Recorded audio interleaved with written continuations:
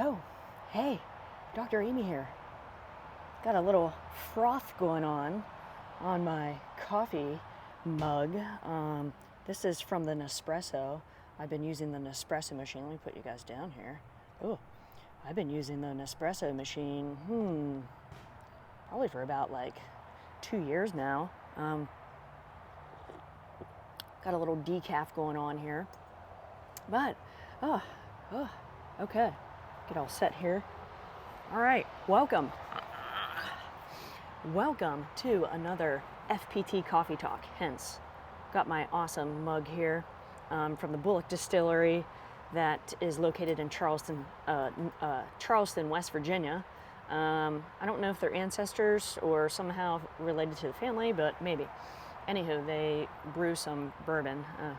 That's another topic, but today's coffee today. So, wanted to discuss a topic here. Recovery days are the best days. Why? Why are recovery days so awesome, Dr. Amy? Well, let me tell you.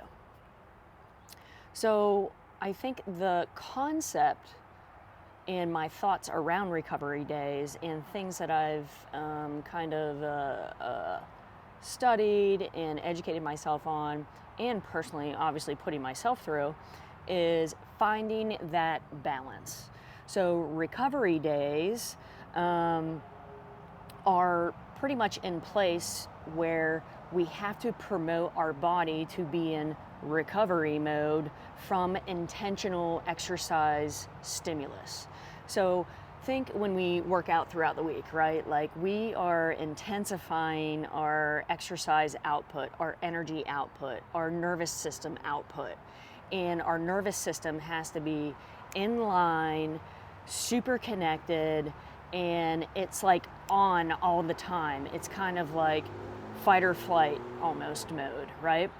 So when we don't instill these recovery days, which recovery days can be active or passive or both, that our nervous system is still not recovering from those more intense, purposeful intensity exercise bouts. So we're not giving not only our body, muscles, tendons, joints, a decrease in strain or load, but we're not giving our nervous system the same thing. And our nervous system is what really helps us kind of decipher between like a good training day versus a moderate, or like kind of like a bad or like a not so effective training day, because our nervous system actually takes the brunt of it. So recovery days are the best days. It is instilling intentional active recovery, and that could look different for anybody. Like I've been incorporating ruck walking,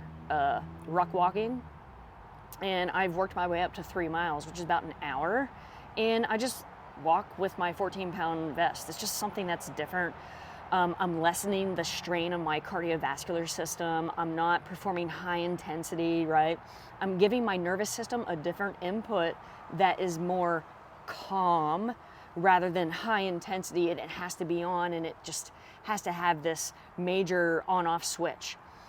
Active recovery days can also be maybe a longer paced jog, maybe like a 10 to 13 mile, 1 mile jog pace, and you do 3 miles that day. Active recovery can also mean like a mobility or yoga routine, or a stretch routine, or even a light aerobic session where your intensity output is lower, so therefore we're trying to balance that nervous system input and output. And then there's passive recovery. I like to kind of blend a little bit of that. Passive recovery, like every month I get body work done. Every day I also instill passive stretching after I work out. And also probably about once, maybe twice a month, I'll seek out some colleagues' help and get some like dry needling done on my muscles because my body craves that. So those are primarily my kind of like 2 to 3 main passive recovery protocols that I like to instill in order to help rebalance my nervous system. So with this rebalance, right, we're lessening the cardiovascular strain and stress response. And it's super important to instill those practices because when we look at it, right, our brain's always on. It never shuts off. We are a culture of more. So instilling recovery practices are super important to help create balance for not only our mindset and our muscles, our tendons and joints, but obviously for the nervous system. So everybody's like active and passive recovery may look a little different. And mine so happens to be some light jogging. I'll kind of jog anywhere between 3 and 5 miles 1 time a week. And then I've been doing some ruck walking with my 14-pound vest. And some passive therapies that I do is some dry needling stretching from another colleague or a professional PT chiro, as well as some body work therapy. So really getting specific with joints, tissue, healing to help decrease and lessen the strain on my body. So another key aspect before hopping off on here, Salute here, don't poo-poo decaf coffee, because if you're a coffee lover, decaf can still taste good. Not only do we kind of reset the nervous system and help it relax and rest, but we also give our mind a rest on these recovery days where we do simple movements that does not require a lot of like what I call higher order thinking. So maybe it's just movement patterns where you're just going through squat patterns, and maybe you're riding the bike, a stationary bike, every 5 minutes you get off, and it might be like 10 air squats, 5 push-ups, and 5 ring rows.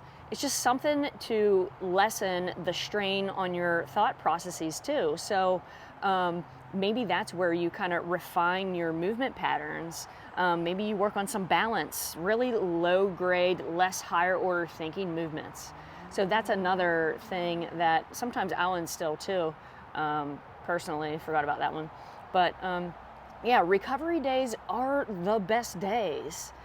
I look forward to recovery days, and it's super important to find that balance. So if you're struggling and you feel like you don't know how to like incorporate that, reach out. Send me a direct message on Instagram at Fortress Physical Therapy. Send me an email, amy@fortressphysicaltherapy.com, and I would be glad to talk that over with you and help you figure out a schedule to incorporate recovery days as your best day. So, Salute. Decaf is still good.